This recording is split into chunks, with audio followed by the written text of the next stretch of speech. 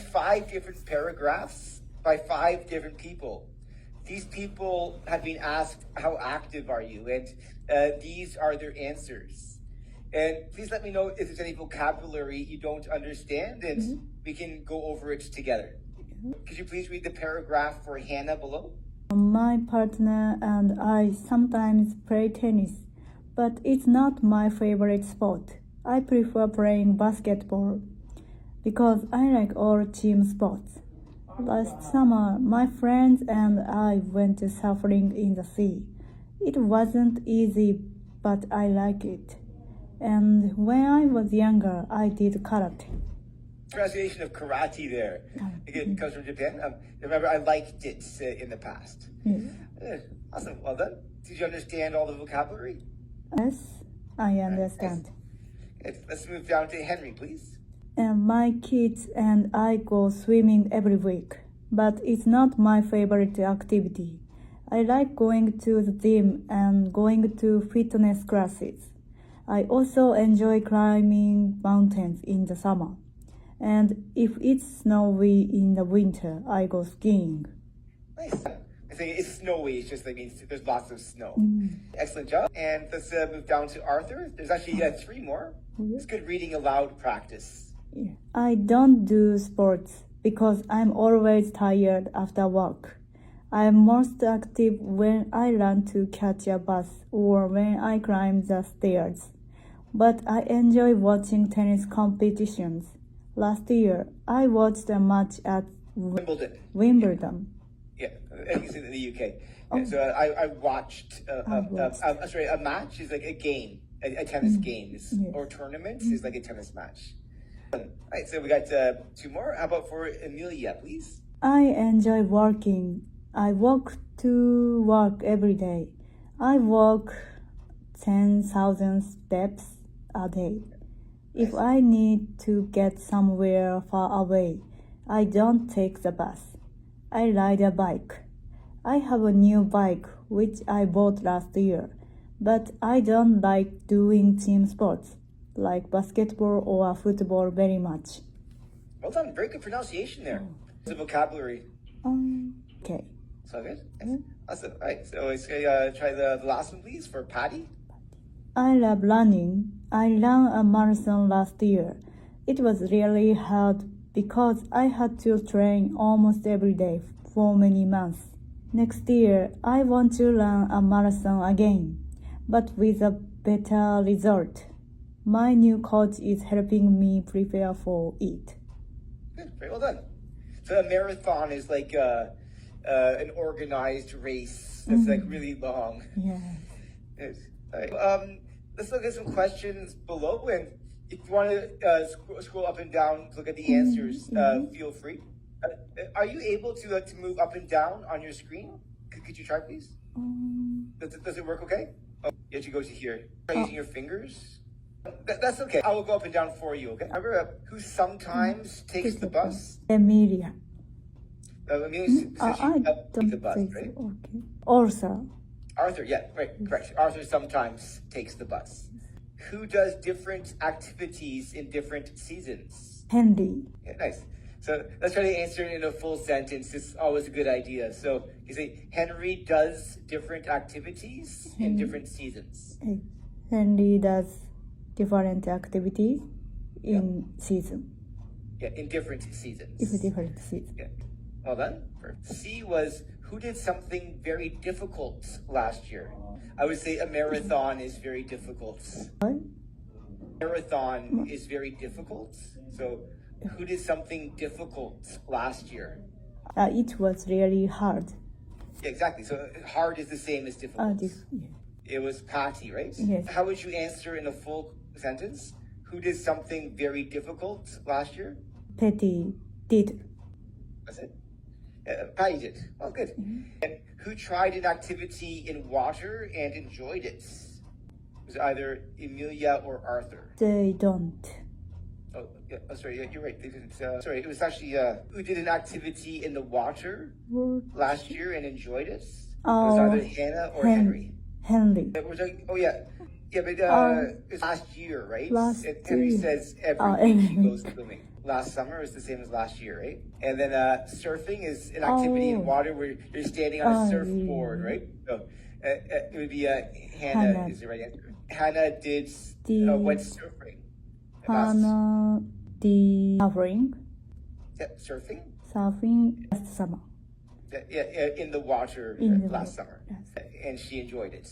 And who doesn't like doing sports with other people? You think it's Emilia or Arthur? Also doesn't like sports. Sports with other people would be like team sports. Emilia doesn't like. Exactly, good. As we're using doesn't there.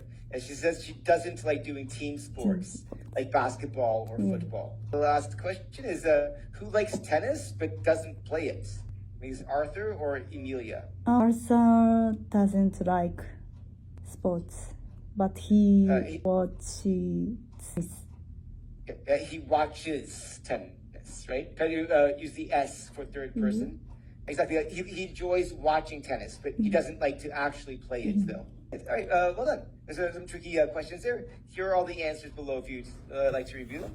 All right, so let's try some gaps next. They're all verbs in the simple past tense. A few irregular ones. My family went skiing in the mountains.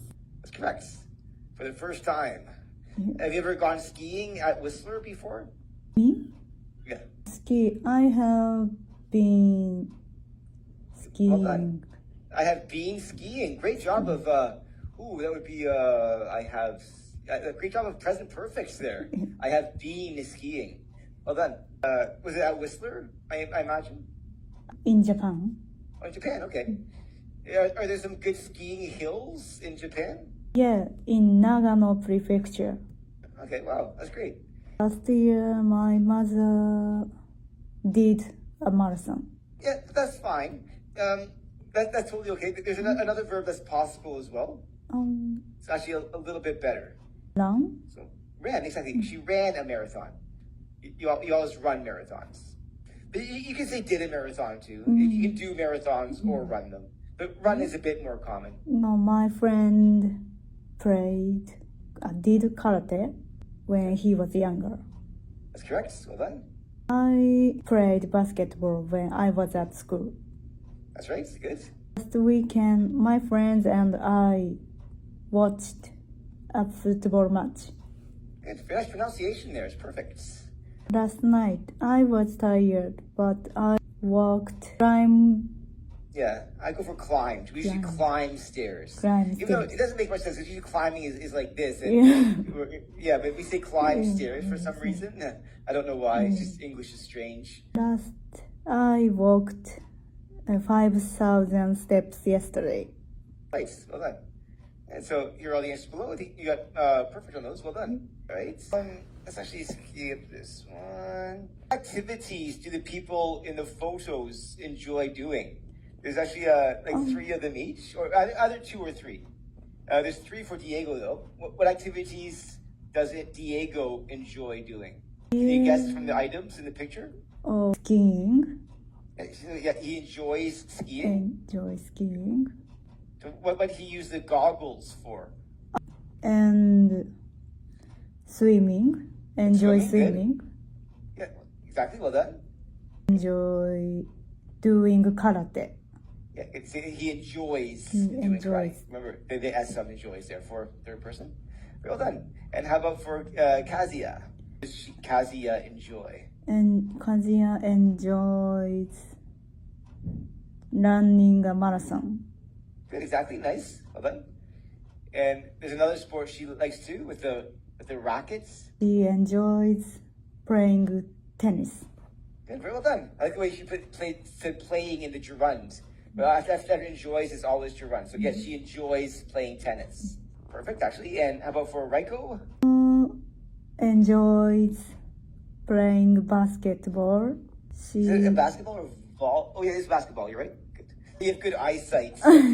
Your eyes are better than mine. She enjoys riding a surfing.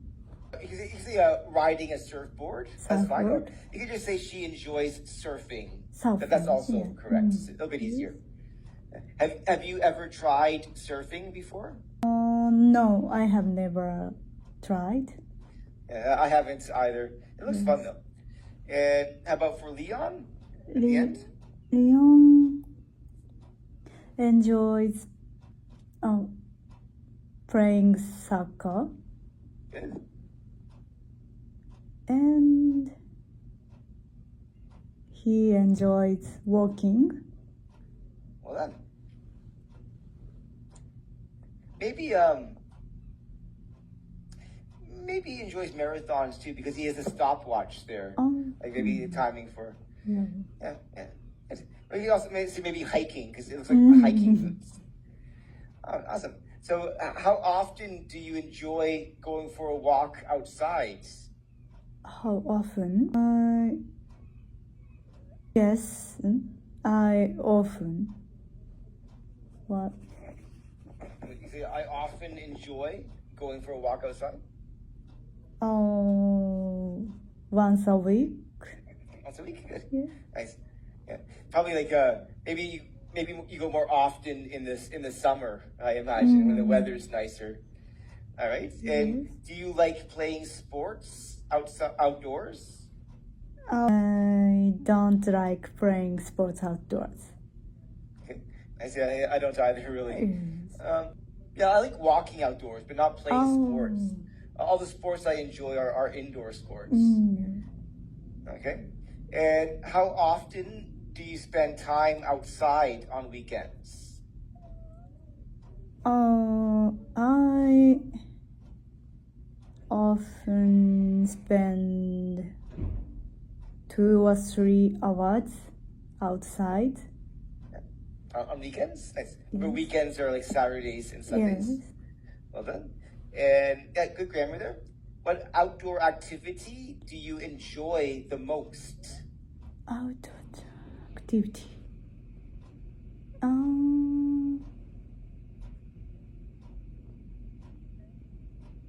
I like badminton. Badminton. Okay, nice. Awesome. Do you play with your friends or with the family you live with? I played badminton with my friends. Cool. That's perfect. Good sentence there. All right. And how do you feel when you spend time outside in nature?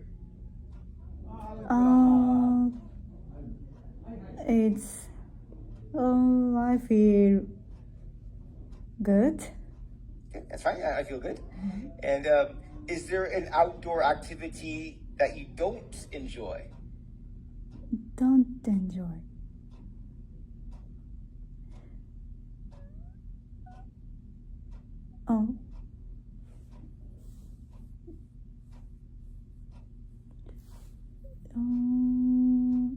What do you mean?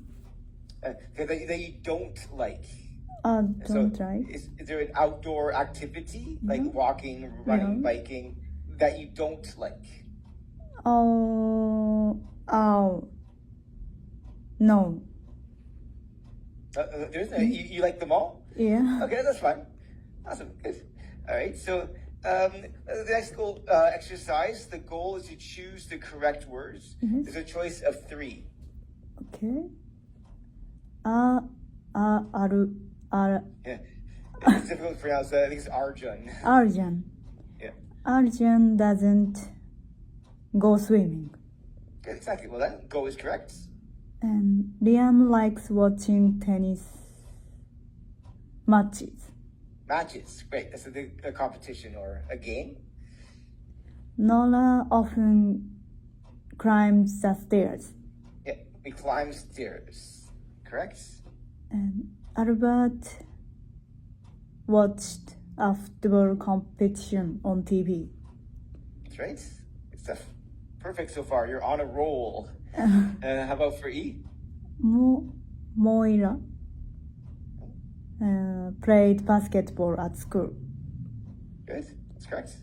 And Elisa. Yeah. I think it's Isla. I don't know. Yeah. Isla. Yeah. Isla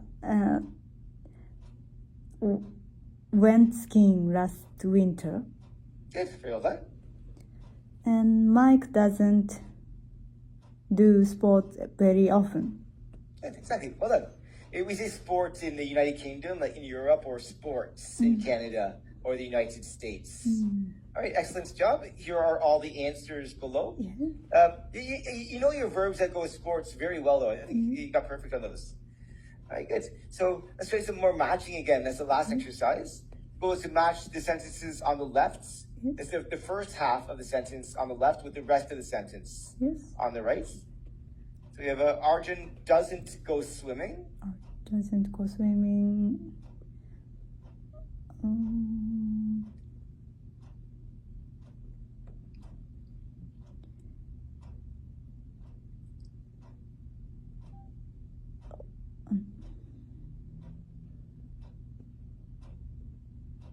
It's okay, just take your time. If there's any vocabulary you don't understand, please feel free to ask. Doesn't go swimming. Because he doesn't like water sports. Exactly, very well done. And let's try B. Liam likes watching tennis matches.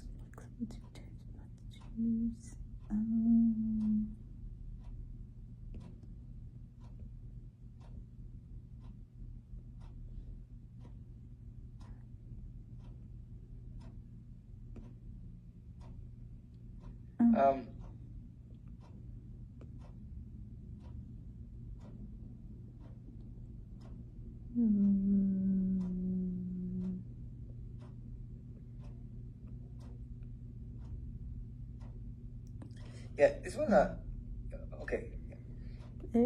But only when his favorite players are playing. That's right, well done. Do you ever watch tennis on television? No, I don't. Okay, that's fine. What sports do you enjoy watching on television?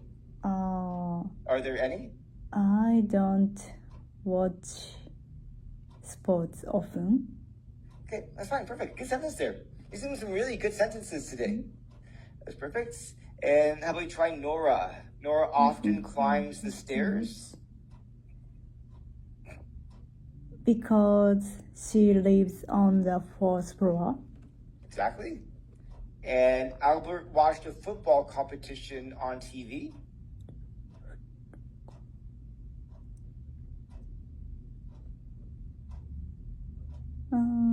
But his favorite team didn't play very well. That's correct.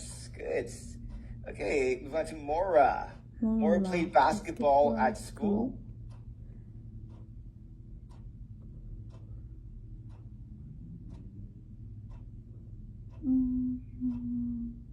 But she doesn't play it anymore. That's right. And we'll say Isla. Isla went skiing last winter. Isla went skiing last winter because she was on holiday in the mountains. That's right. And, we know the answer, but might as well do G anyways. Mike doesn't do sports very often. But he watches it on TV. Well done. Nice. Okay, awesome job. So here are all the answers below. And, that took less time than I thought it would, but let's actually move on to some grammar next. I'll send you this file, the whole PowerPoint through chats after class today, as usual. Yeah. So, the CN Tower is a big tower in Toronto. It's a major landmark and tourist destination. I can show you a picture. I'm sure you'll recognize the image if I show it to you. And,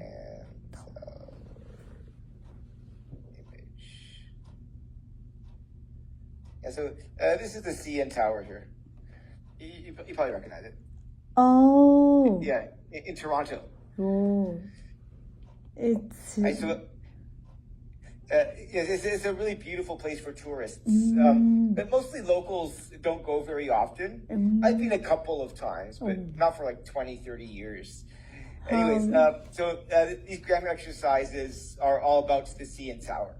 And they're either present simple, simple past, or future simple. There's three choices. The CN Tower is very tall. That's correct. Well done. Many tourists visit the CN Tower every year. That's right. Is the simple present again? Yesterday we went to the CN Tower. Good. See, a big improvement on your grammar. Are you studying a lot or practicing your English a lot? But I study English every day. Every day? Nice. I can tell it's getting a lot better. And let's try number 4, please. I saw the beautiful city from the top last weekend. Good. My sister usually took photos when she visits new places. Just be careful here. Remember, visits is in the present tense, right? So the first verb should be in the present tense as well. My sister usually takes. Yeah, that's right. Takes is correct. Good. How about for number 6? We will eat lunch at the restaurant tomorrow. Yes, that's the future there. And how about for 7? You're doing a great job so far. Last Saturday, the weather was sunny and warm. That's correct. The elevator moved very fast. Good. And next week, my friend will travel to Toronto. That's right. And we bought some souvenirs after our visit yesterday. That's right. Good stuff. The guide. This one's okay. So this one's it's every day, so it's a regular action. Tells Exactly, tells us interesting facts about the tower every day. Good job. And Let's give number 12 a try, please.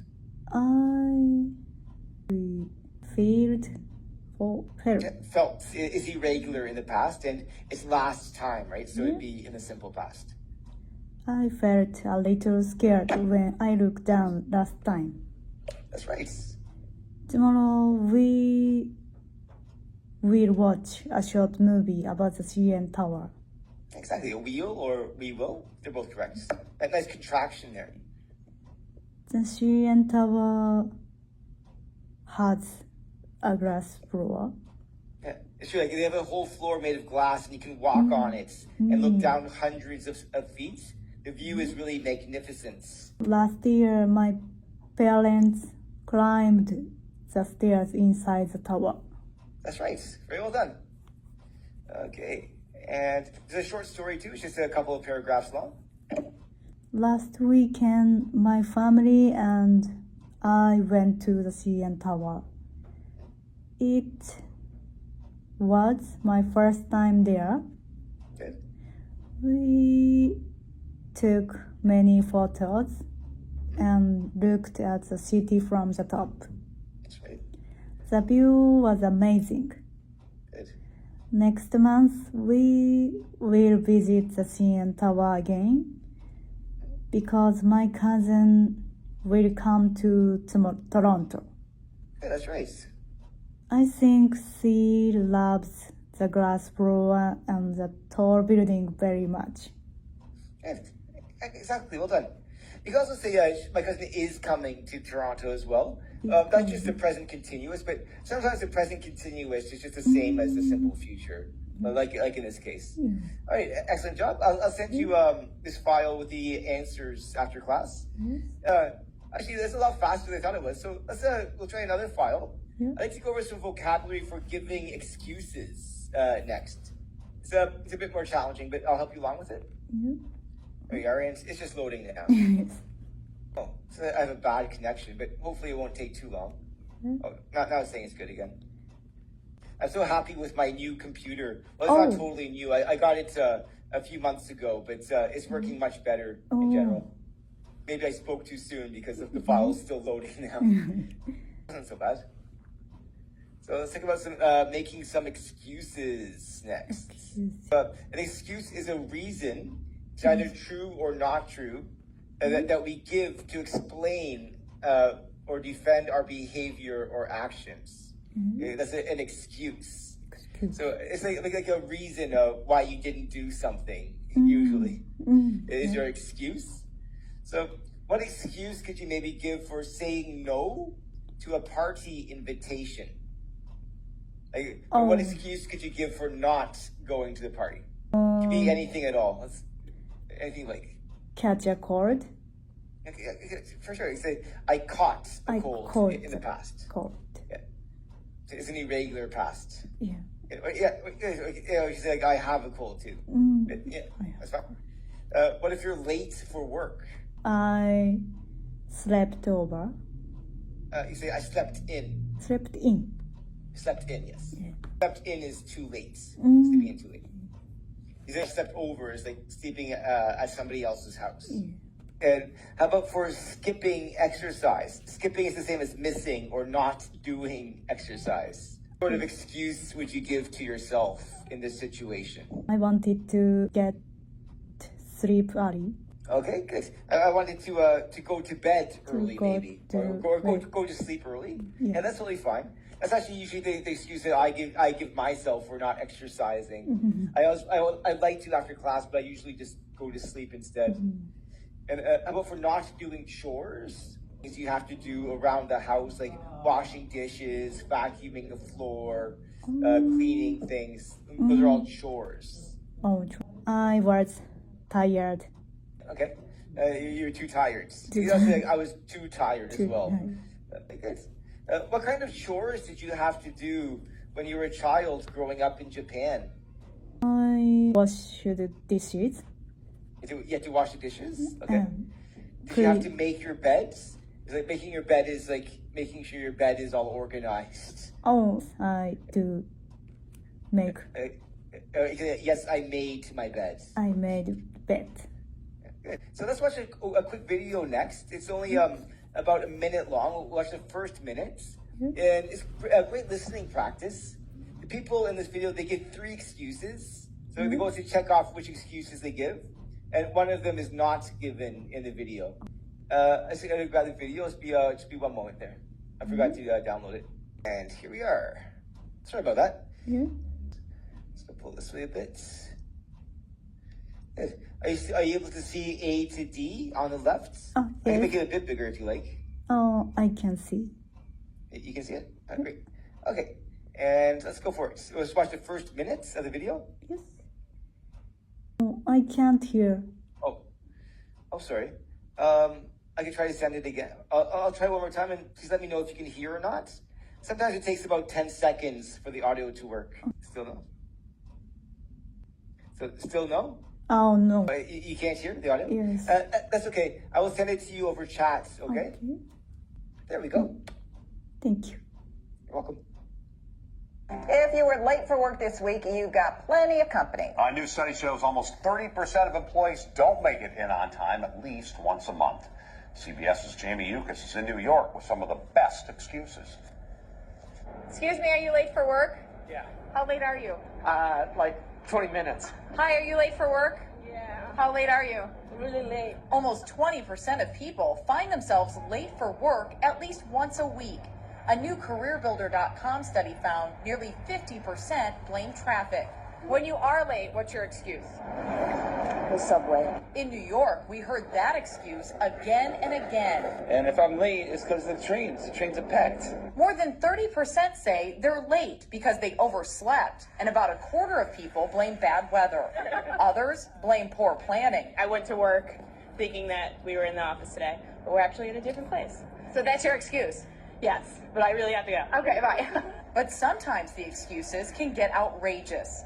Managers shared these, like, my pet turtle needed to visit the exotic animal clinic. My mother-in-law wouldn't stop talking. And I had to watch a soccer game that was being played in Europe.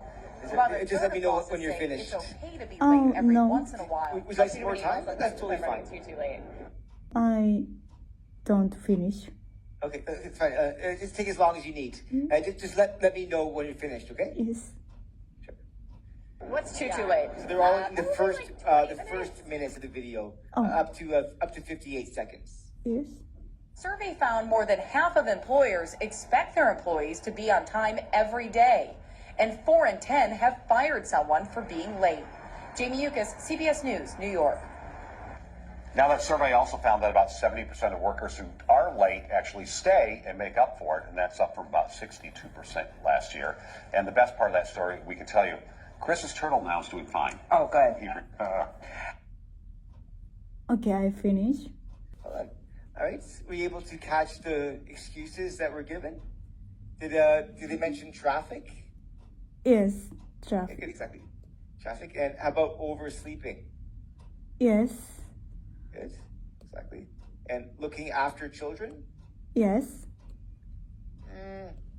Actually, I don't think they mentioned this one. Oh. No, they didn't mention looking after children. And how about bad weather? Oh no. Yes. Yeah, they do. They mentioned bad weather at the very end. Like around 55, they say oversleeping and bad Yeah. weather are very common. Right, here are the answers below.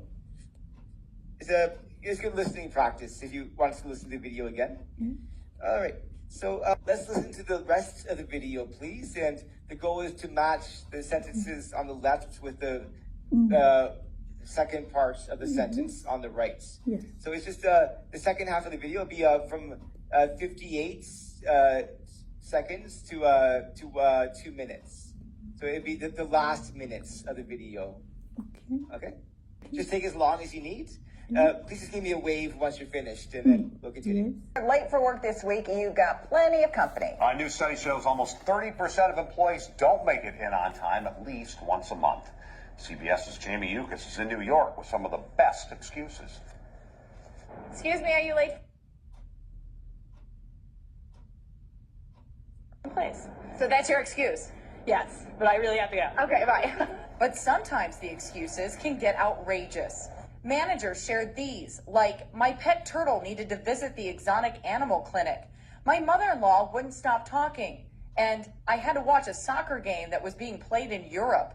About a third of bosses say it's okay to be late every once in a while. I'll shoot him an email sometimes if I'm running too late. What's too late? Probably like 20 minutes. The survey found more than half of employers expect animal clinic. My mother-in-law wouldn't stop talking, and I had to watch a soccer game that was being played in Europe. About a third of bosses say it's okay to be late every once in a while. I'll shoot him an email sometimes if I'm running too late. What's too late? Probably like 20 minutes. The survey found more than half of employers expect their employees to be on time every day, and 4 in 10 have fired someone for being late. Jamie Yukas, CBS News, New York. Now, Sometimes the excuses can get outrageous. Managers shared these, like, my pet turtle needed to visit the exotic animal clinic. My mother-in-law wouldn't stop talking, and I had to watch a soccer game that was being played in Europe. About a third of bosses say it's okay to be late every once in a while. Good job. All right, so for A, a third of bosses. Say that it's okay to be late sometimes. Exactly, well done. How about for B, more than half of employers. Expect their employee to never be late. That's right. And then C would obviously be 4 in 10 employers have fired someone for being late. All right, great job. That's some good listening practice there. All right, so here are the answers below.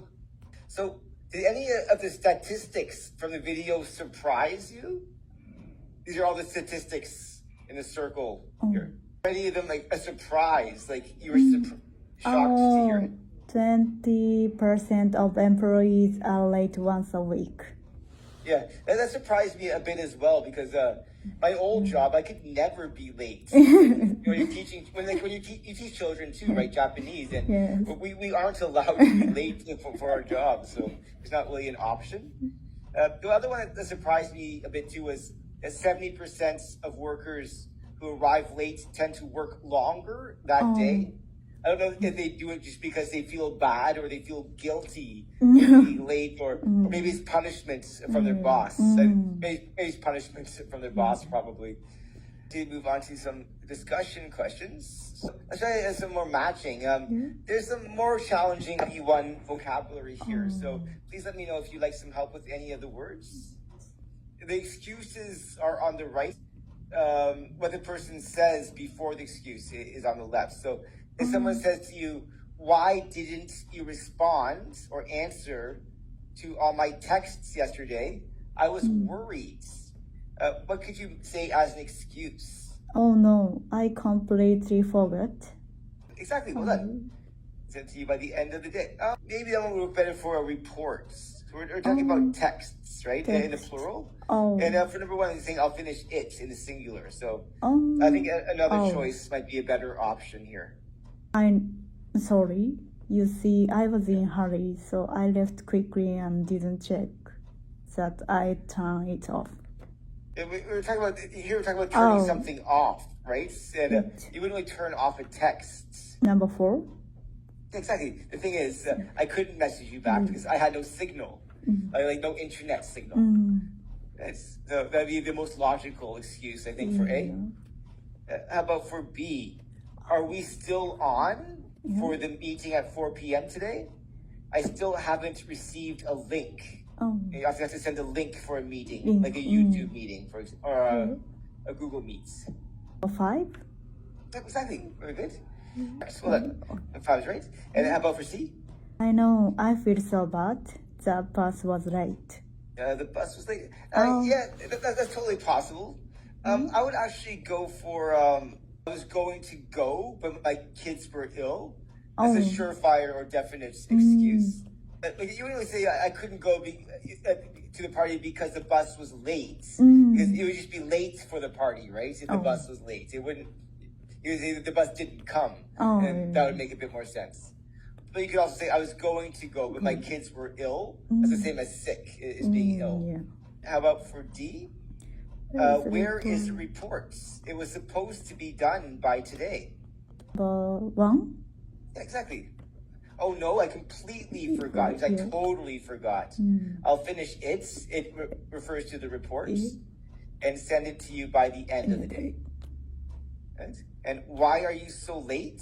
The film started 40 minutes ago. This is number 2. That's correct, yeah. I know, I feel so bad. The bus was late. So, did you know you left the oven on this morning? There was nearly a fire. Do you know what an oven is? It's like in your kitchen, you open up the oven and you cook foods inside your oven. This is number 6. Exactly, good. Could you please read the sentence? Oh no, I'm sorry. You see, I was in a hurry, so I left quickly and didn't check that I'd turned it off. Good, very well done. There's some very difficult vocabulary here, but I think you understood most of it. Yes. Are there any words you'd like to go over? Yes, understand. You understood everything? Okay, so job today's. Yes. I see here your grammar getting better and better, and I'll send you the answers later on tonight for the grammar exercise and the file on excuses and file on being active. Yes, All right. thank you. Take care. Hope you have a great week, and I'll see you next week. Take care. Bye. Hello. Hello, how are you today? I'm good. Did you have a nice weekend? I know it was a long weekend for a holiday. But I usually have work. So you had to work over the weekend. Actually, I did too, but it was still a bit easier than usual. And I went to my sister's house for dinner. Just for the Sunday, Easter Sunday. Oh, sounds good. So for today's class, I was hoping to talk about an incident something that happened about 8 years ago. Yes. Do you remember, or did you hear about it on the news? There's a soccer team in 2018 from Thailand. Of I think it was 11 boys, and they got trapped in a cave for 11 days. 13 boys. Yes. They were a soccer team. Yeah.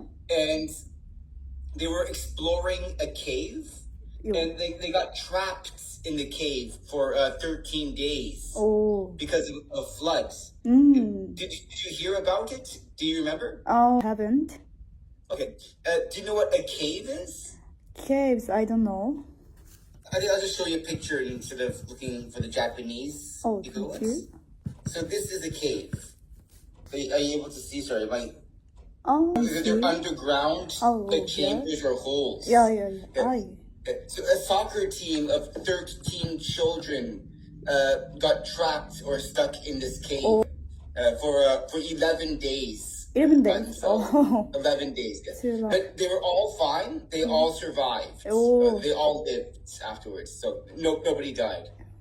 So let's go over some vocabulary first. We'll read an article about it that's just below here.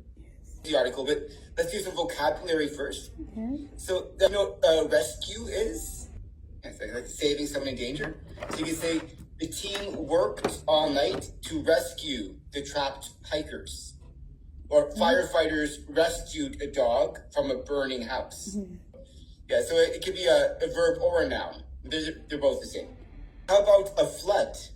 The water rises higher and higher. That's the reason why the boys couldn't escape the cave, is because there's a flood. While they were exploring, there's a flood outside. So they couldn't leave the entrance. Oh, and next word is entrance. Do you know entrance? So the entrance of a building is the front door. Oh, front door. I know. Yes, this is like when you enter somewhere, it's the entrance. So you can say the entrance to the museum is on the left. Or they waited at the entrance of the cave, the way in. You probably know teamwork. Yes. So when people work together to reach a goal, you say good teamwork helped them finish the project. Or the players used teamwork to win the game. And do you know the verb to survive? Right, so like to stay alive in a dangerous situation. So you say the lost hikers survived by finding clean water, or it was difficult to survive in the cold weather. You say Canada is difficult to survive in the cold winters. So let's say some fill in the blanks, please. The words are out of order on top here. The boys were trapped after sudden survive broke the cave. We're looking actually for a noun here. Do you know the verb trapped? Trapped, yes. Yeah. It was you can't get out. So the boys were trapped after a sudden means something that happened really fast. Yeah. Something blocked the cave. It was the water, right? Flood, exactly. It was the floods, the rising water that blocked the cave. So that was why the boys were trapped. Divers searched for the entrance to reach the boys inside. International team worked together, showing great teamwork. So it is an international team of divers who tried to find the boys from all over the world.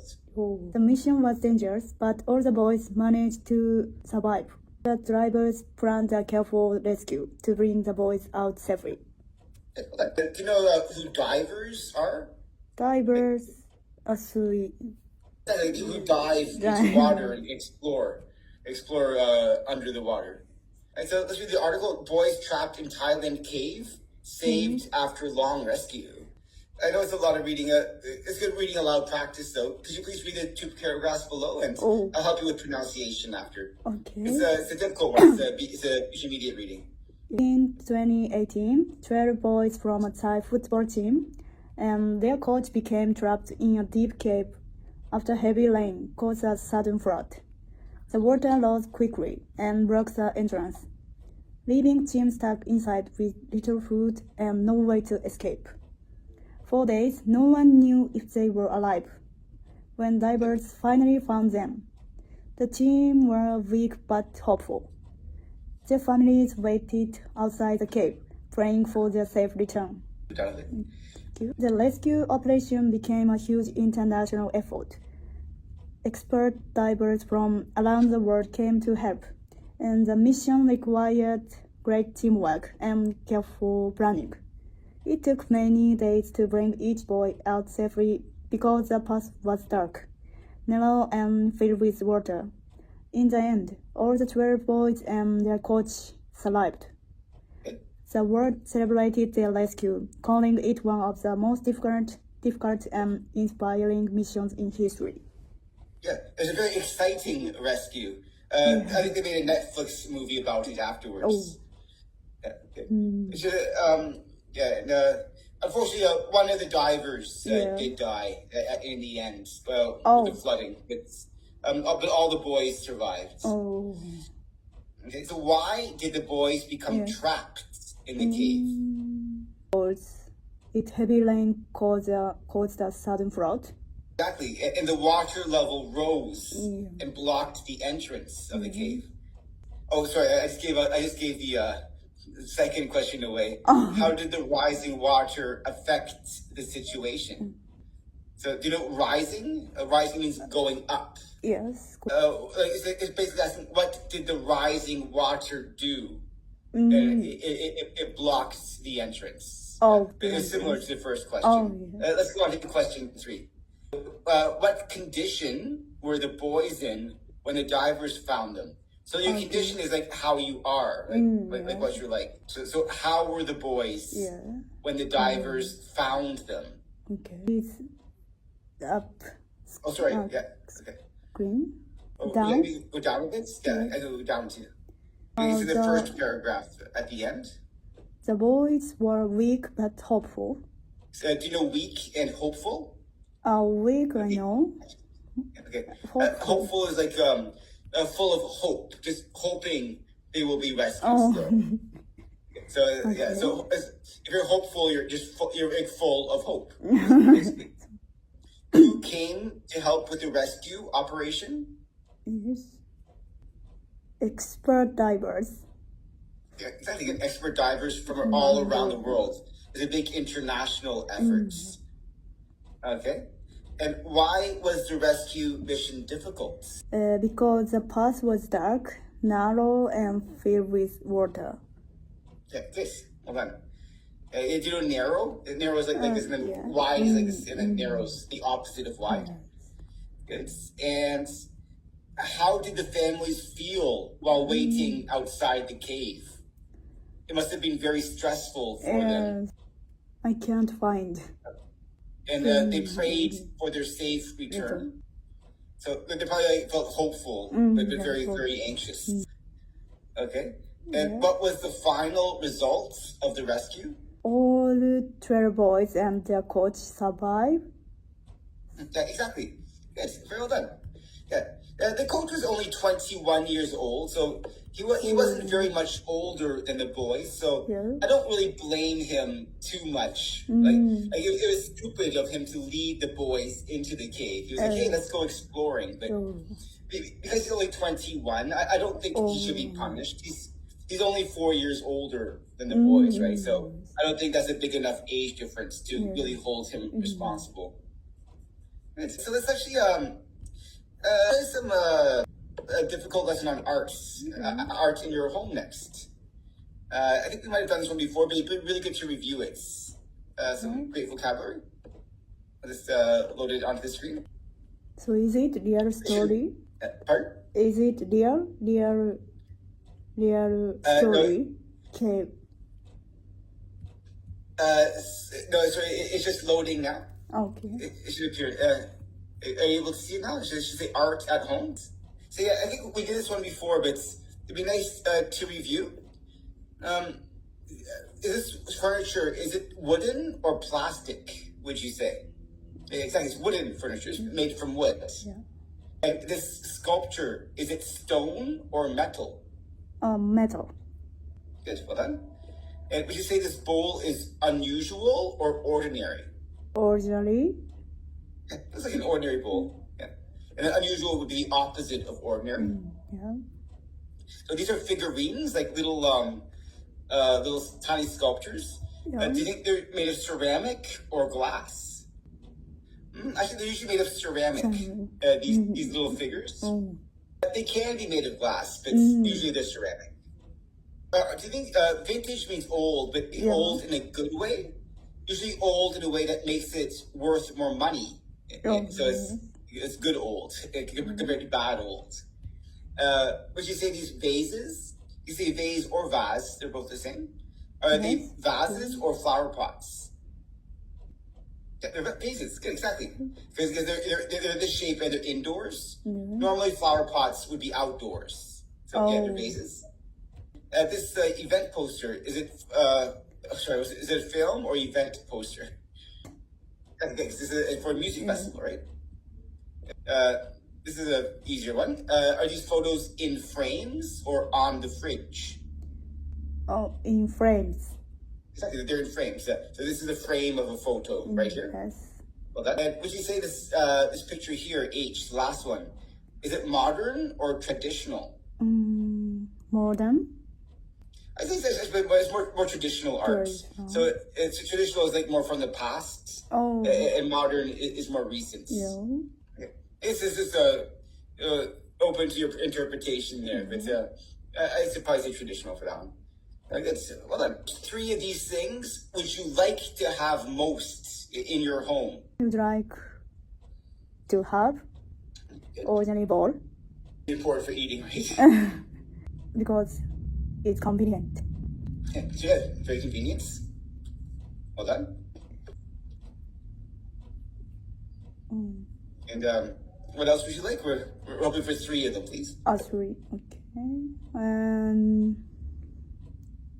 I'd like to have wooden furniture. Yeah. That's what I love wooden furniture. And I would like to have photos in frames. Nice. Cool. Well done. Okay. So let's look at all of these objects below. Yes. Do you understand them all? Yes. Nice. Okay. So, in your opinion, are they all art, or are some of them not art? Vases. The vases? Okay. Yes. So you think vases aren't art? Yes, vases and art. Okay. Anything else? And boards and hats. Bowls and hats, yeah. Yes. Especially ordinary bowls or like baseball hats. They're not creative at all, right? And then, do you know anybody who collects these objects? Do you know the verb to collect is like, if you collect things like stamps or like coins. Yeah. It's like when you gather them and keep them all together. What do you mean this question? Oh, so, do you know anybody, any people Yes. who collect any of these things? Mm. Like who keep these things all together? Oh. Like they might have like 20 hats all together. That would be a hat collection. Yeah. Or they might have like 15 paintings all on the same wall. Yeah. That would be a collection of paintings. I don't know. Okay, you don't know? Okay, that's fine. Yeah. I have a friend who collects event posters, like of all the events and concerts he's been to. Like they're all in one room, like on a ceiling and all the walls. Oh. So it's like it's really nice souvenir. Like they're almost like souvenirs of all the events he's been to. It's actually really cool looking. Right. And which of these might you find in a museum or an art gallery? I have seen art galleries. Yeah, nice. So which of these things, objects, would you find in an art gallery or a museum? Drawings. Yeah, drawings for sure. Yes. And sculptures. Yeah, sculptures, especially like in art galleries. Yes. You might find vases and like really old ancient bowls in museums if they're old enough. Yes. How about paintings? Oh, yes. Maybe I have Definitely. seen. Yes. In an art gallery, you see them there, right? Hats? No. No. Figurines? Probably not. They're more souvenirs, not posters. Furniture, I guess you might see possibly in a museum if it's really old. I mean, you might see framed photos too. Yeah. Right. So let's choose one object that you have in your home. that's a piece of art. Are you able to think of one that you have at home? I don't have. Do you have any art at home, like a vase or a painting or a photo? Photo. I have nothing. You don't have a photo? Do you have a figurine or a drawing, painting, piece of furniture? Piece. A hat? I have piece of furniture. Okay, nice. So what does it look like? It looks like old and It looks old? Okay. And what kind of furniture is it? Is it a chair or bed or table? it's table. The table. Oh, nice. Good. All right. And where did you get it? I don't know. My parents bought. So my parents bought it. Yes. Earlier when you said "I have seen," a great job of using the present perfect there. Well done. I forgot to. I was really impressed by that. Okay, and what do you like about it, or not like? It's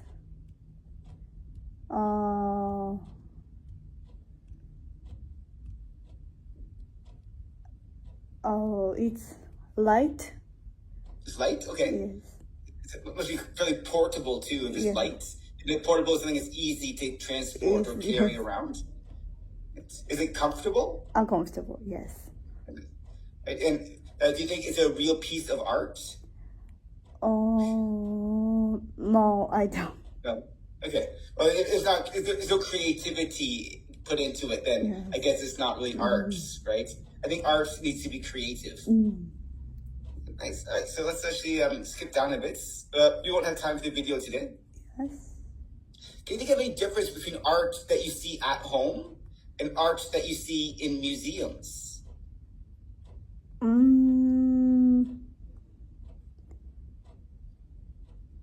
If I go to the museum, I can see many pictures in galleries. That's right. Pictures in Museum. In frames or in galleries. Oh, that's right. I didn't quite understand the last word. Gallery. Oh, galleries. Okay, yeah, pictures in galleries. Thanks. Yeah. Great. All right. So, is there an art gallery in Vancouver that you visit? No, I haven't. Okay, so just like in Japan, then. I guess. Right, nice. Okay.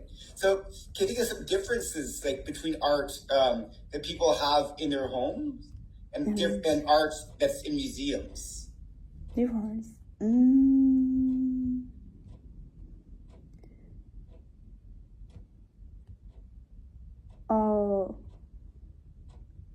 By myself or by someone? We're not talking about visiting a museum. We just mean what is the difference between art at home and art in a museum? Can you think of a difference?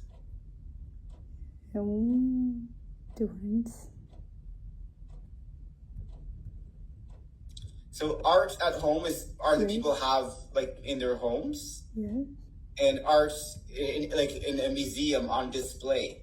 So what could be a difference? Difference. Usually art in museums is more expensive.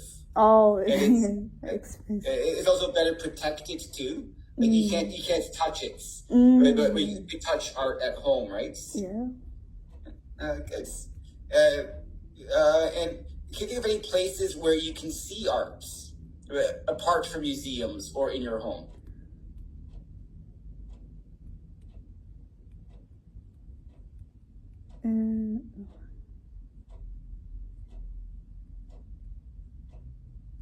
What do you mean? So where can you see art? Oh, besides museums and your home? You can see art in libraries sometimes. oh, Where else? I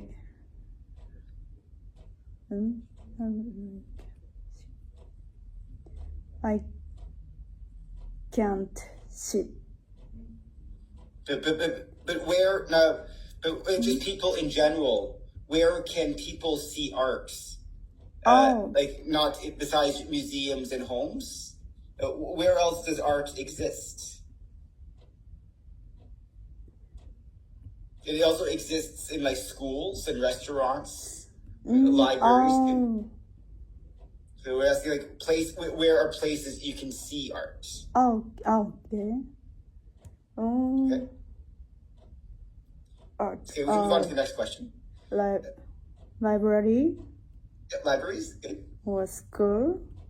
Yep, good. Oh, mall. Yeah, at mall for sure. Shopping malls, you often see them there. Yes. It's, even like on the street sometimes, Mm. and like festivals too. Right? Can you think of any reasons why people keep art at home? Oh, because people want to see anytime. Okay, but it's great. It's comforting to always see it there, right? Yeah. Well done. Yeah. Awesome. I think another big reason is when people can have friends over and say, "Oh, this piece of art cost me $2,000 or $3,000," and so they can have parties and say, "Oh, this art is so expensive." Oh, yeah. I think that's a big reason too. Oh. Good. Nice. Good. And where are places where people can get or buy art? People get in art gallery or online shopping. Yep, absolutely. I know Amazon has like lots of pieces available. And, like online shopping, there's places to buy homemade art as well. Nice. Can you think of any disadvantages of keeping art at home? It's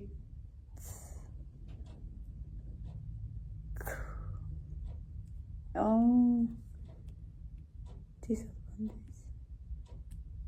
to keeping clean. Yeah, you have to keep it clean, exactly, or it wouldn't stay as clean as at a museum, right? Well done, yeah. Well, good stuff. Also, if it's in somebody's private home, that means not a lot of people could see it unless their family or guests coming over. But if it's at a museum, it's more accessible for a lot of people to see. Yeah, good, nice. So, do you think you're good at decorating your home with art?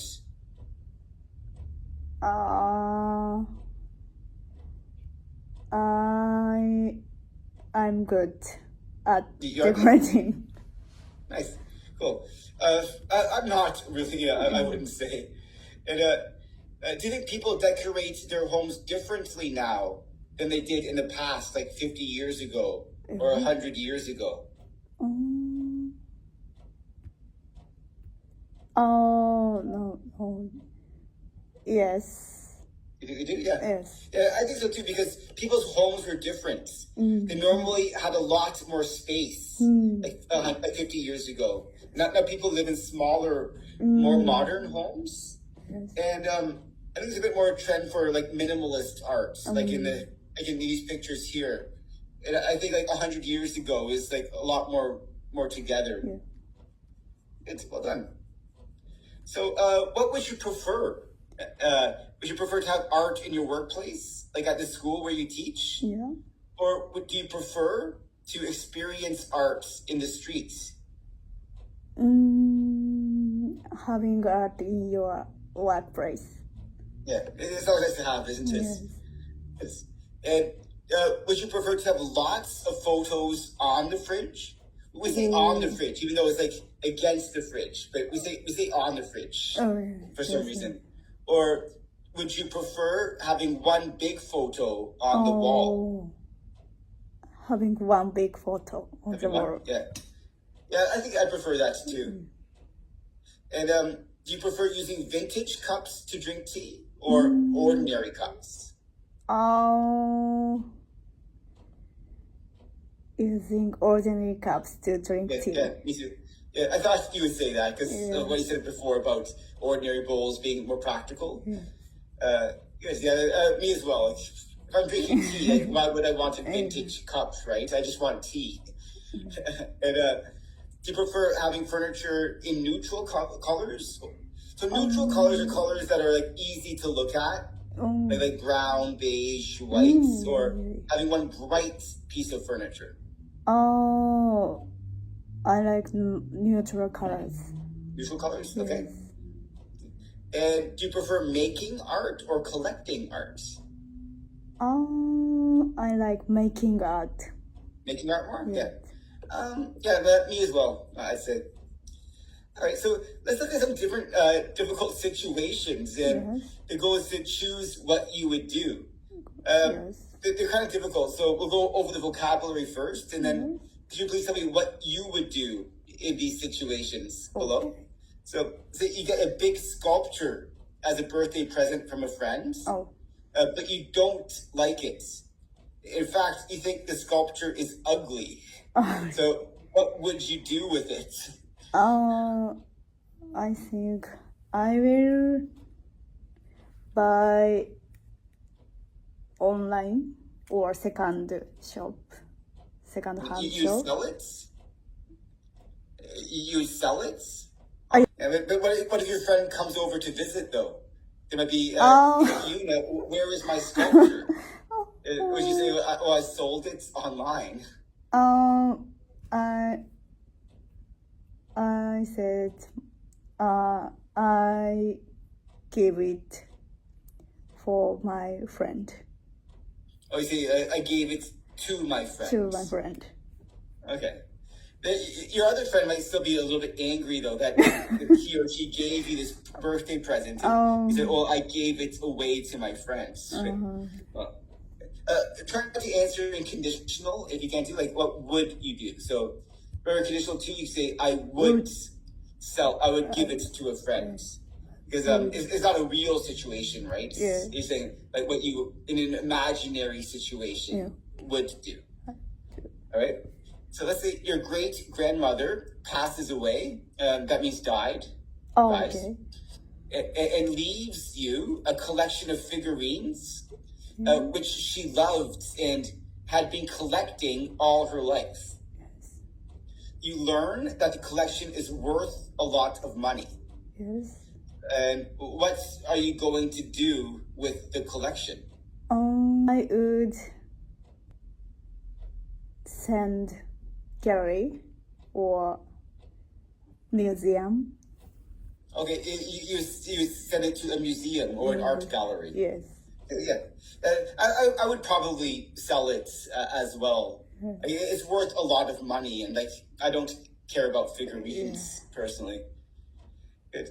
All right, so let's see, your colleague, somebody that you work with, is a painter in his free time. You go to his art show to see his paintings, but you don't like the way he paints people. What are you going to say to him? I would to say nothing. You say, I would say nothing. Yeah, that's a smart choice. You don't say, I wouldn't say anything. As well. I wouldn't say Wouldn't anything. is the contraction of would not. Okay, let's say, do you know what an armchair is? Armchair, yes. Exactly, it's a chair with arms. So you bought a beautiful old armchair. It took you 2 weeks to fix it. The verb to fix is like to repair. Yeah. To fix it and repaint it. So just means again. So to paint it again, to repaint it. You have tried selling it online to make some money, but nobody seemed interested. So what would you do with it? This big old armchair. I would keep keep it. You would keep it? Yeah. It might look nice in the living room, right? Yeah. Yes. All right. Let's say you bought 10 vintage film posters at a garage sale. Yeah. Where vintage means old, but in a Yeah. good way. You only paid $1 for all of them. Oh. You want to hang 3 in your house. Or hang is like to put on the wall. Yes. What are you going to do with the rest of them? The rest of them are the other 7. Oh, I would present to my friend. So you give them you give them as presents. Yes. To your friends. Yeah, nice. Yeah, I might try to sell them online too, because I think my friends wouldn't be interested in old film posters. Probably. But probably there would be some interest online, some buyer's market, usually for old posters. This is just some grammar for the last 10 minutes. We still have about 10 minutes left. So let's just review the past continuous tense. It's been a while since we did it. Yes. So it's often used when a verb, when there's 2 verbs in the past, and one of them is interrupted or stopped by another verb. Yes. And the second verb would go in the simple past form, which you know very well. For example, I was watching TV when the lights went out. So the lights going out, they stopped the TV watching. Yes. So the form of this past continuous is was or were, depending on the subject. And then the verb in the ing or gerund form. Yes. So there's no past participle to worry about with this one. I was watching TV when the lights went out. She was cooking dinner when the guests arrived. They were playing football when it started to rain. So the rain stopped the football playing. All right, so let's try a few exercises below. They're kind of difficult because you have to be creative as well as choose the correct form of the verb. We were walking to school when it started to rain. He was sleeping when it was dark outside. He was sleeping when it was dark. Yeah, that's fine. Hold on. I was reading a book when my mother cooked. Good. In this case, your mother cooking, that didn't stop you from reading the book, though, right? Yeah. It's just 2 verbs happening at the same time. So in that case, both verbs would go in the past continuous. For 2 verbs in the past happening at the same time. So could you say the same sentence with both verbs in the past continuous this time? I was reading a book when my mother was cooking. Exactly. So 2 verbs at the same time would both go in the past continuous. She was standing in an elevator when it was stopped. Good, exactly. When it stopped. Well done. We were having lunch when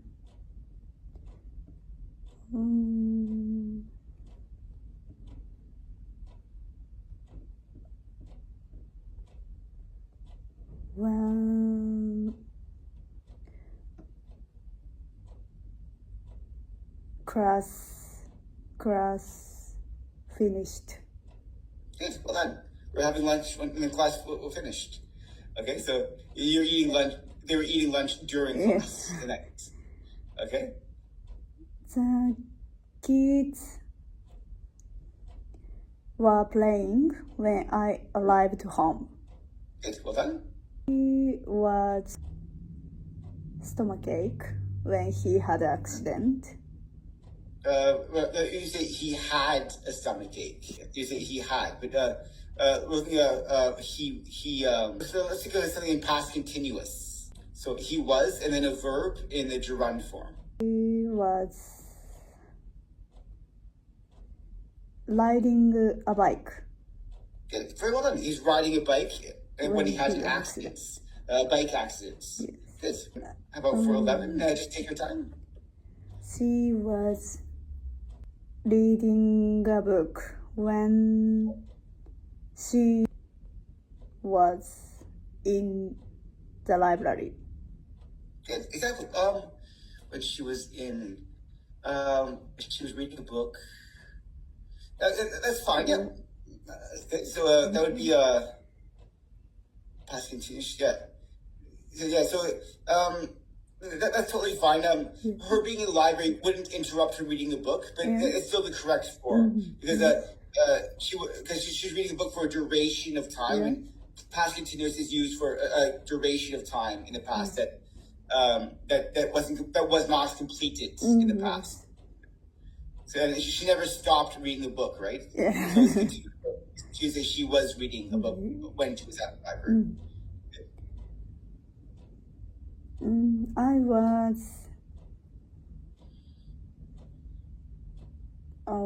was dancing when I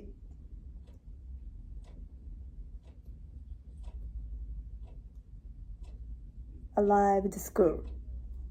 Yes. As dancing when I arrived at the school? Okay. And about for 13?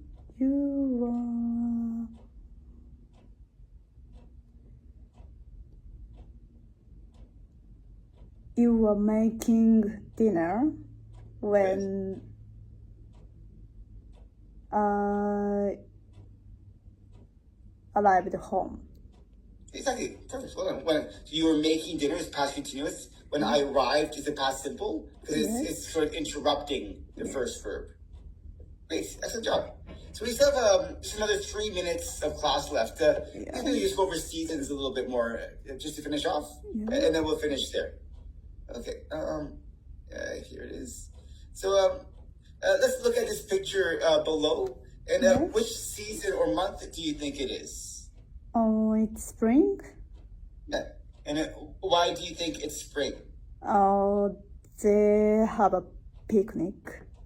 Yeah, you said. Can you see, actually, when describing a picture, she's using the present continuous. So instead of saying they have a picnic, it's better to say they are having a picnic. They are having a picnic. Well done. The present continuous is or are. Yes. And then the inform. Yeah. So they are having a picnic. And yeah, I think it's spring too because they are wearing jackets. And they wouldn't wear jackets in the summer, right? Yes. So it's springtime. Good. Nice. Well done. And let's go over some verbs some words that you put before a verb. So we go swimming, we go hiking, we go fishing, we go skiing. Yes. All right. How about for a barbecue and a picnic? Have a barbecue. Okay, we have a barbecue. We have picnics. Well done. And how about for B? Go outside. Go board games. If you go outside, but we don't go board games. Play. So yeah, exactly. We play. We can play outside, and we can play board games like Monopoly, chess, things like that. And how about for C? Wear a light jacket. Good. We wear warm clothes. Yes. And stay at home. Stay near the beach. That's correct. And make hot chocolate. Make a snowman. Good. Go on holiday. Go for a walk. Very well done. Correct. So you got perfect on those. Okay. So this is a quick exercise I want you to as review. I know we've done this one before, but we had 3 minutes left, so it was good to review that. And I'll send you the vocabulary about the caves and the PowerPoint about art at home through chats. Okay. Well, a great weekend. I'll see you next Thursday. Okay. Thank you. Not today. Bye. Who have a lot of money are rich. So this quotation says that traveling makes us richer. Would you agree? Yeah. I would agree too. It gives you so many more experiences. And do you think that traveling can change people? Yes. I think Yes, traveling yes, I think traveling can change. can you. change. I'd agree too.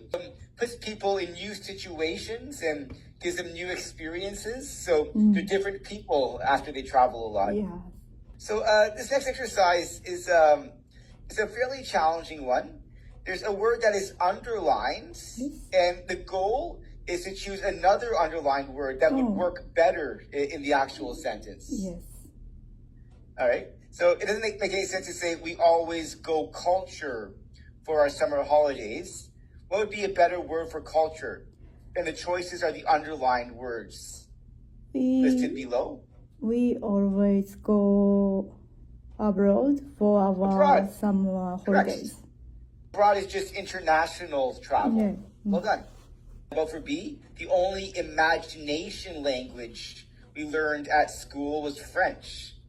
It doesn't make any sense to say imagination language. The only foreign language we learned at school was French. A foreign language is just a language from another country. And how about for C? She's so foreign, she always gets top marks in tests. Top marks just means good marks, near the top of the class. She's so smart. She always smart. gets top marks in tests. All right, and let's move on to D now. He has lots of interesting and original ideas. He's a Really creative guy. yeah, we say creative, nice. Almost done, just two left. I'm not very good at telling stories. I have no I have no imagination. imagination is correct there. Good. Someone with no imagination is not good at telling stories. All right, and how about for F? I'm studying Japanese language and Culture. culture. Good. At university. That's awesome. Well done. I think we already did this exercise earlier, didn't we? Like a few weeks ago? Oh, yes.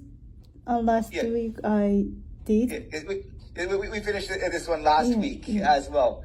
Good. Nice. So I'm just going to load I thought we had. I'm just going to load, I just forgot to write it down. I'm just going to load a bit of a more difficult class, okay? Yes. It's about luck, and we will focus mostly on that. Sorry about that. You did an excellent job of reviewing that exercise, though. Okay, I haven't done that yet. So let's look at these pictures above. Why do you think, so let's say this is photo 1, and this is photo 2 here. Yes.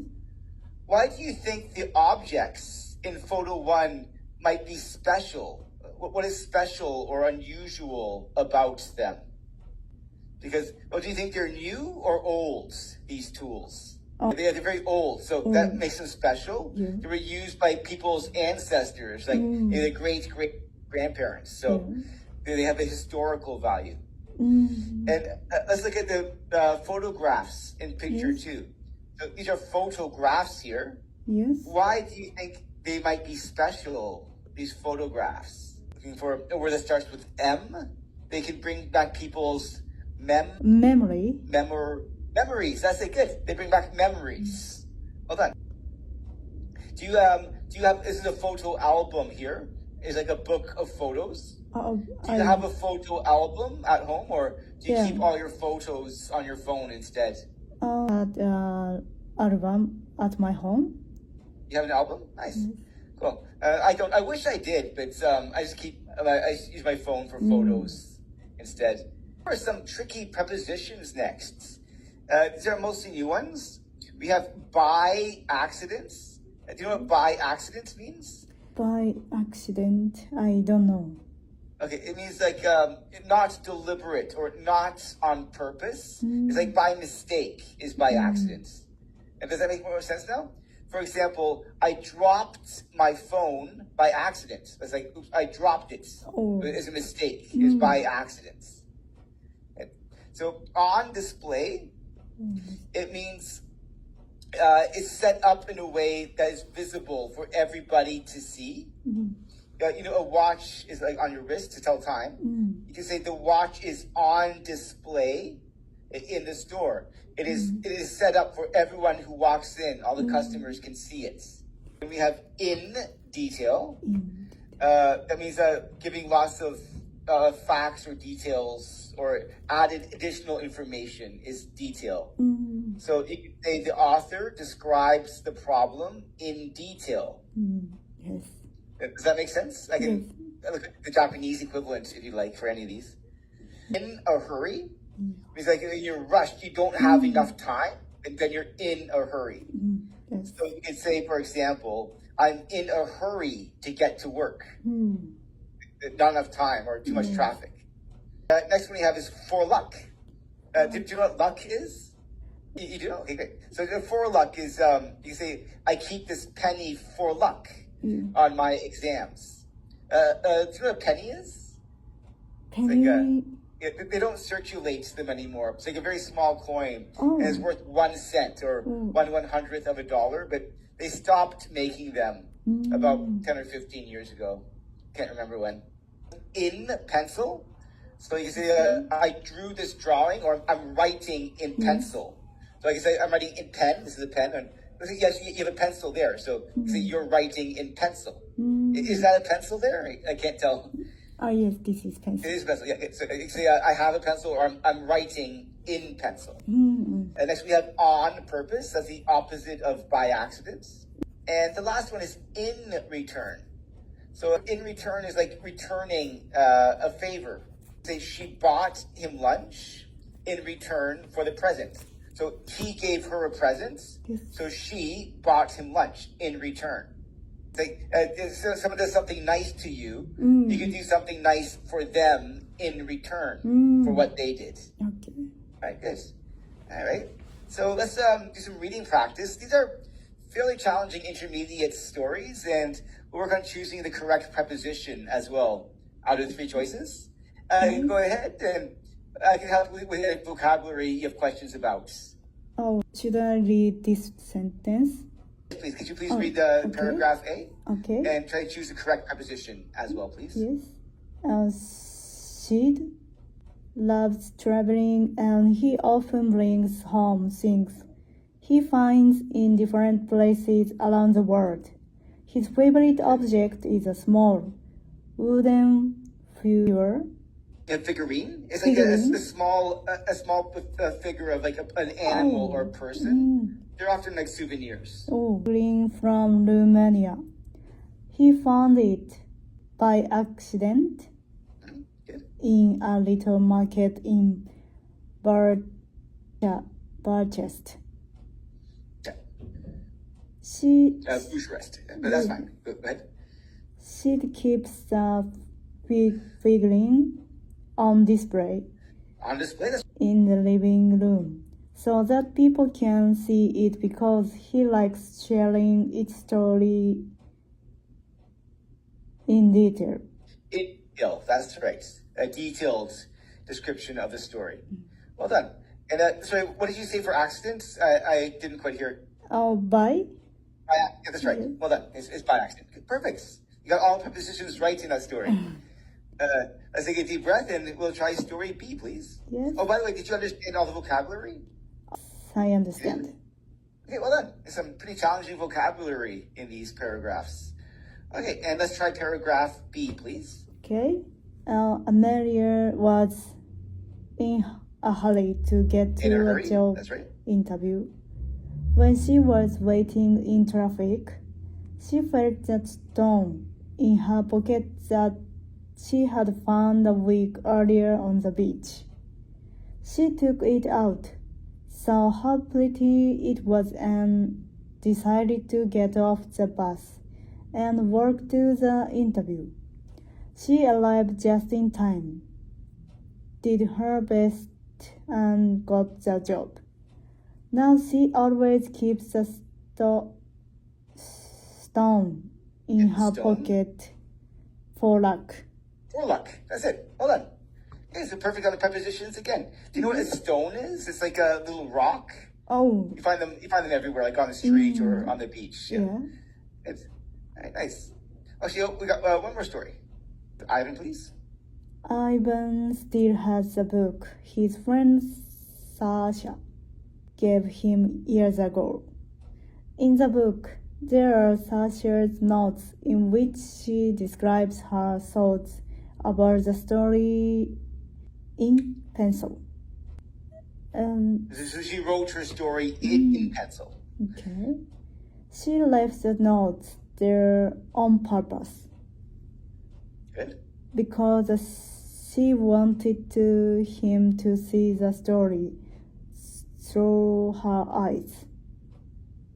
After Ivan got the book, he invited Sasha for lunch to return. Actually, this one we go in return. In return. Yeah. And A book from Sasha, so he offers Sasha lunch in return for the favor or in return for the gifts. Good stuff. So here are all the answers below. Again, you got most of them right. And there's some fairly tricky prepositions in these little mini stories. All right. So let's go over some possibly new vocabulary next. We talked about souvenirs once in another lesson. Do you remember what a souvenir is? It's an object you keep to remember a holiday or a special trip. A keepsake is slightly different. It's an object that the person might give you to help them remember, to help you remember them by. So to remember a person is often a keepsake. And instead of buying it, someone would give it to you as a gift. Right? And then we have a lucky charm as well. It's an object that people believes brings good luck. Is a lucky charm. I don't believe in lucky charms myself personally. How about yourself? Do you believe that certain objects can bring us good luck? I don't believe. Yeah, I don't believe in lucky charms either. I think it's all just a superstition. So can you think of an example of a souvenir or two? What would be classic examples of souvenirs? What sort of objects are souvenirs? Can you think of any? Souvenirs. I give it for people. Okay, like what kind of things are souvenirs though? Oh. Like small caps would be a classic souvenir. Glass, cup. Glasses or cups, yeah, definitely, or mugs, cups. Yeah, chocolate, snacks. Yep. There's also magnets. Magnets. That you stick on your refrigerator. Yeah. Those are typically sold in souvenir shops. Sorry? Socks. Socks, yep, definitely socks are souvenirs too. Socks, also keychains. Oh, yeah. What about a keepsake? What would be an example of a keepsake? That somebody gives you a gift, like someone gives you to help you remember them. Flower. A flower, yeah, for sure, a flower. Also, like maybe like clothing too, or jewelry. Oh. Like bracelets and necklaces. They're sometimes keepsakes. Yeah. And how about a lucky charm? What would be an example of a lucky charm? Bracelet. A bracelet, yeah, for sure. Good. Also pennies, like little coins are considered lucky charms, and horseshoes. Like the big U-shaped thing made of metal for a horse's shoe. They're often considered lucky charms. Yeah. Is there any objects that are considered lucky charms in Japan that aren't in Canada? What? Pardon? Are there any objects or any things in Japan that people think are lucky charms that maybe they wouldn't in Canada? In Japan, lucky charm is shrine or omamori. A ring? A shrine. Shrine. Temple. Shrine. Oh, shrine. Okay. Like a shrine, for sure. Okay. They're considered lucky? Yeah. Nice. Very good. And do you have any of these things? Do you have any souvenirs or keepsakes or lucky charms? No, I don't have. Okay. Do you have any objects that are important to you? Like that maybe that you've kept from childhood because they were important to you when you were a child, so you still have them as an adult? I don't keep it. Okay, so yeah, you say, I haven't kept anything. I haven't kept anything. I haven't kept anything. So that would be like present perfect tense. I haven't kept. You're using a verb from the past to describe yourself in the present. So it's I have, and then the past participle kept, or have not kept anything. I haven't either, except for books. I have a lot of books that I kept from childhood because I don't like throwing away books. They're very important to me, so I've kept all of them, or most of them in my life. Good. All right, so this the preposition exercise again. This one's more difficult though because there's no prepositions to choose from. The goal is just to try to come up with the correct preposition on your own. So it's a very long story. Let's go for it. It's good reading practice as well. A student was packing her bag when she realized she didn't have her favorite necklace. She usually kept the necklace on display. That's right. Well done. In her bedroom. It was a present from her aunt, and it had been in the family for 3 generations. Do you know what generations are? Oh, yeah. The student thought that she had left the necklace somewhere by accident, but she couldn't find it anywhere. Finally, she told her mom the bad news. Mom called the company that could help and explain what had happened in detail. In detail? Good. Well done. They were able to recreate the necklace design from photos. They printed a replica on a 3D printer, and a jeweler used it to make the necklace in gold. In return, that's right. The student had to promise her mom that she would never lose the necklace again. The company managed to recreate the necklace in time for the student to pick it up and visit her aunt as planned. The student kept the replica. Starts with an F, this one. For luck. Yeah, for luck, that's right. Good. Well done. Good. These are tricky prepositions, and you got them all correct. You know your prepositions really well. Do you have any questions about the vocabulary in this story? It's only about intermediate level. It's okay. It's all okay? Yeah. Yeah, let's hear all the answers below if you'd like to review. So what 3 steps did the company take to recreate the necklace? Okay. So the answer's up over here. It's in the top of the second paragraph. Oh, and just by the way, a jeweler is a person who helps repair or repairs jewelry, or who makes jewelry too. So what 3 steps did the company take to recreate the necklace? Printed a replica. Yeah, good. So yeah, they took the photo first, and then secondly, they printed a replica on a 3D printer. Yeah. And jeweler used it to make the necklace in gold. Exactly, good. Well done. Yeah, it's amazing what 3D printers can do now in terms of jewelry restoration. Have you ever seen a 3D printer before? Yes, I have seen. I've never seen one, but I've seen a few things that they printed off. I heard they're actually experimenting and printing food with them now, which might end world hunger someday. Unfortunately, they can also be used to print guns. So if they're in the wrong hands or the wrong people were using them, it could be really dangerous too. Yeah. Oops, sorry. So I have to go back to the classroom here. There you go. All right, so let's just scroll down a bit. That's actually the last question there.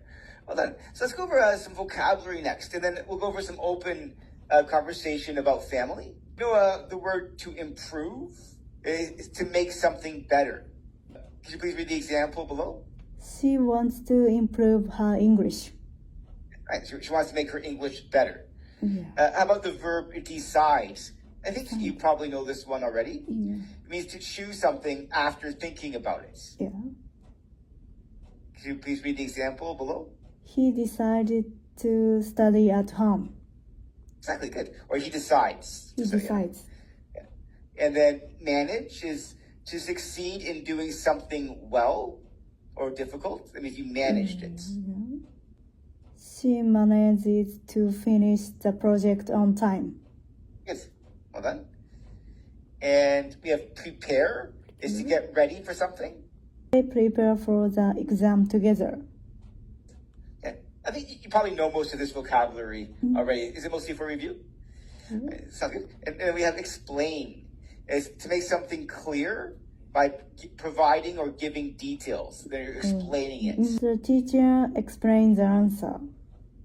Next up, number 6 is comfortable. Means feeling relaxed without any pain or stress. It means you feel comfortable. Yeah. The chair is very comfortable. Nice. Three more. This one's a bit more difficult. To support is a verb. It means that to help or encourage someone is to support them. His family supports his decision. Does that make sense? It's a little more difficult, this one. Next, we have an opportunity now. It's a chance, usually a good chance, to do something. Job is great opportunity. Nice. Absolutely. Good. Or I could say traveling to Japan is a great opportunity to see my family. Or living in BC is a great opportunity to practice my English. Those would be some other examples of opportunity. Last one, a bit more difficult too, is reduce, is to make something smaller or to make something less. She wants to reduce her sugar intake. So she wants to reduce how much sugar she eats. You can also say a company wants to reduce its costs, like cut down on money it spends. Actually, we got one more. I lied. So we have responsible to, is having the duty to take care of something or someone. He is responsible for the children. For the children, exactly. So parents are responsible for their children. If you had a dog, you'd be responsible for your dog. It's like the duty to take care of something. So as an adjective, it would be someone who is very responsible, someone you can always count on to do a good job. So let's try exercises below. There's 3 choices for the blanks. She wants to improve her speaking skills. Right. He needs to take the bus instead of driving. Yeah, I might go for these sides here as well. I think that driving is harder than taking the bus, so it wouldn't make much sense to say he manages to take the bus instead of driving. But if somebody had difficulty taking the bus, like some of my friends, then it would make sense. Like he manages to take the bus. It all depends on the context. So yeah, that could be manages or decides. Teacher will explain the rules again. Good, that's it. The sofa is very comfortable. What a sofa is? We did that one a few weeks ago, I think. Like a very big, comfortable chair with cushions. They found a great opportunity to travel abroad. That's right, it's good. Let's try these words here for the blanks. She Sort of succeeded or had success in finishing the task. managed. That she manages. So it'd be managed would be in the past there. Actually, it would be managed. You're right, because it would be in the past. She managed to finish the task before the deadline. So you're right. It should be managed. That's my bad. I'll have to fix that later on. How about for the second one? Please blank your presentation before the meeting. And there's 5 choices here. Prepare your presentation before the meeting. Yes, well done. And then I know it's hard to go back and forth, but 3 is parents should space their children when they feel nervous. So when their children feel nervous, they need their parents' Support. support. Exactly. Parents should support their children when they feel nervous. Good. And how about number 4?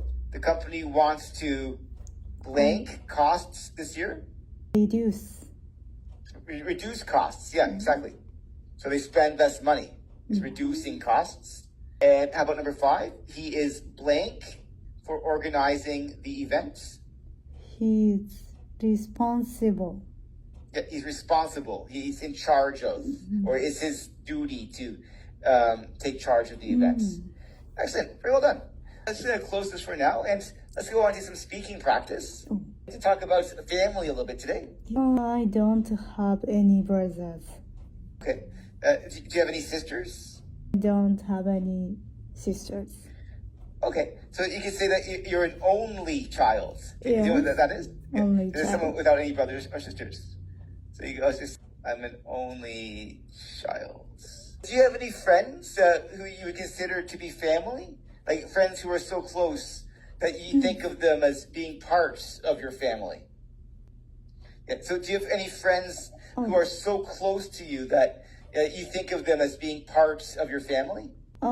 Yes, I have. And what are some advantages or some good things about being an only child? So advantages. I can do what I want to do. So you can do what you want to a bit more?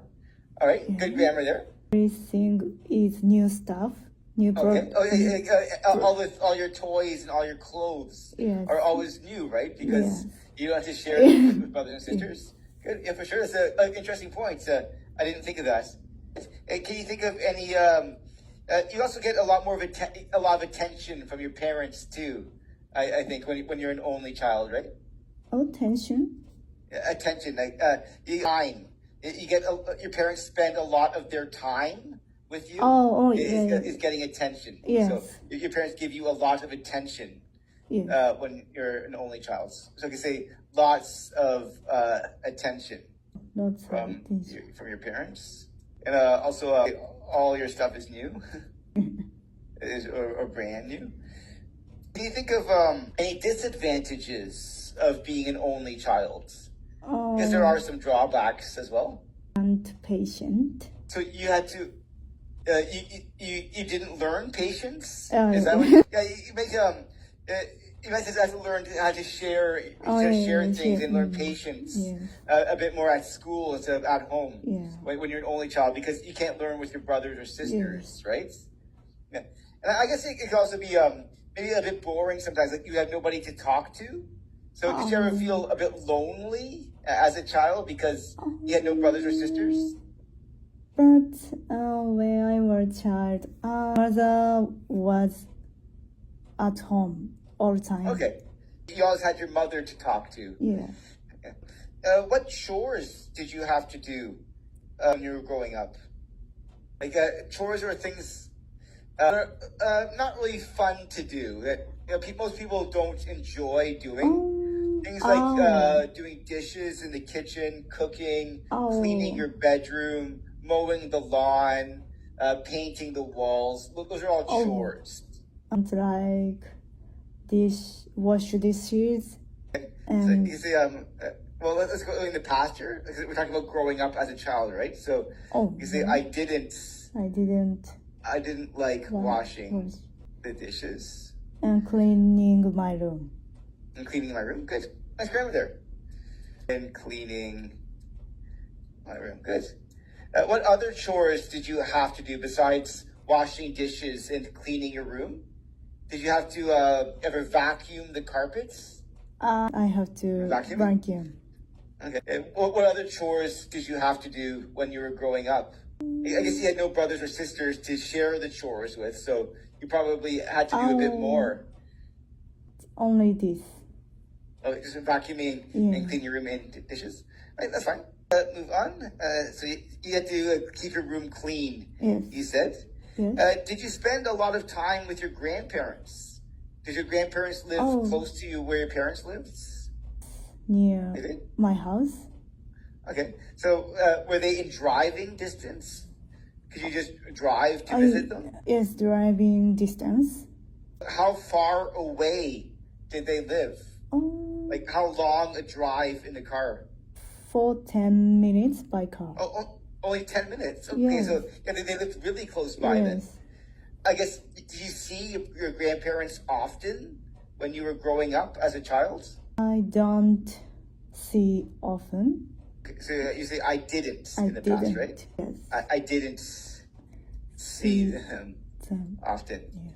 Okay. Actually, I'm in the same situation. My sister lives only about 10 minutes away from where I live, but I only see her like 3 or 4 times a year. And that's it, even though she lives so close by. Did you, when you were a child, did you normally visit your grandparents or did they visit you instead? I visited my grandma.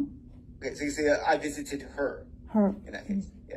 Or you can just say, yeah, I visited my grandmother. That's a fine sentence too. There's nothing wrong with that.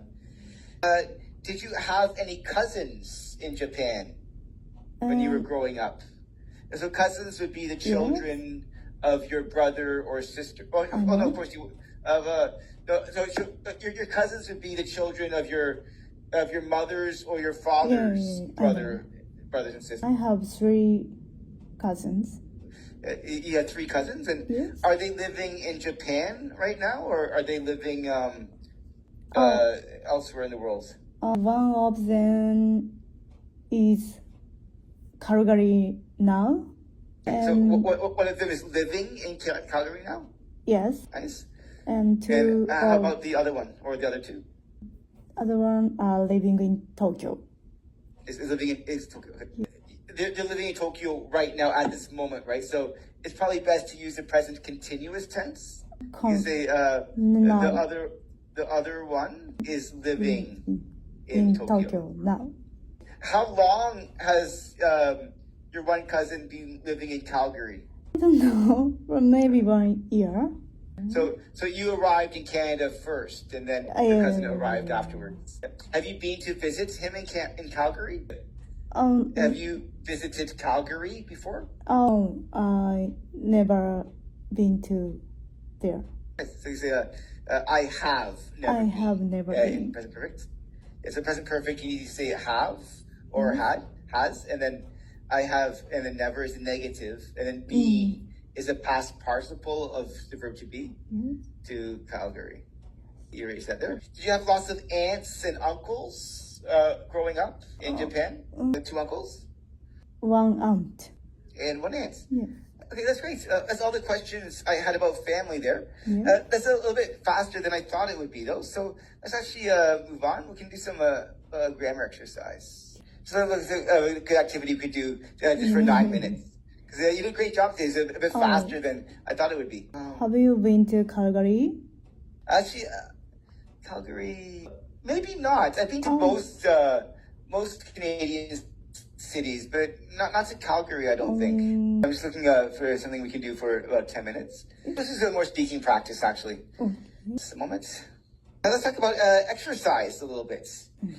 So how often do you exercise? Exercise is doing activities like running, biking, walking, stuff like that is considered exercise. I exercise every day. Do you go to a gym or do you do it in your home? In my home. I do stretch. Do you do stretching? Okay. Do you ever do yoga?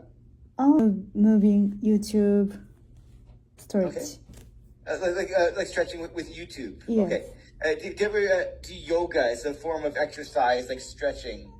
It's very meditative. Yoga is like.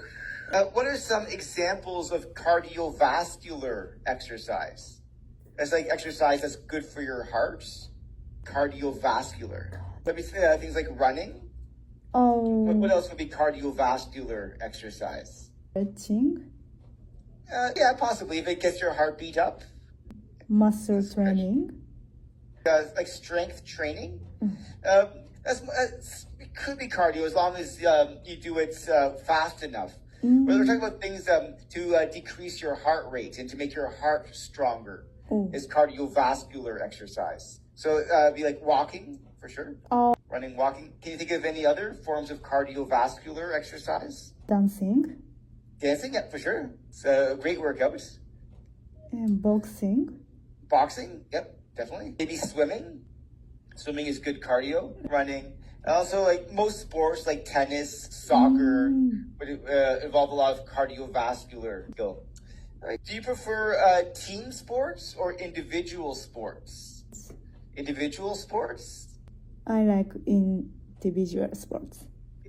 I like individual.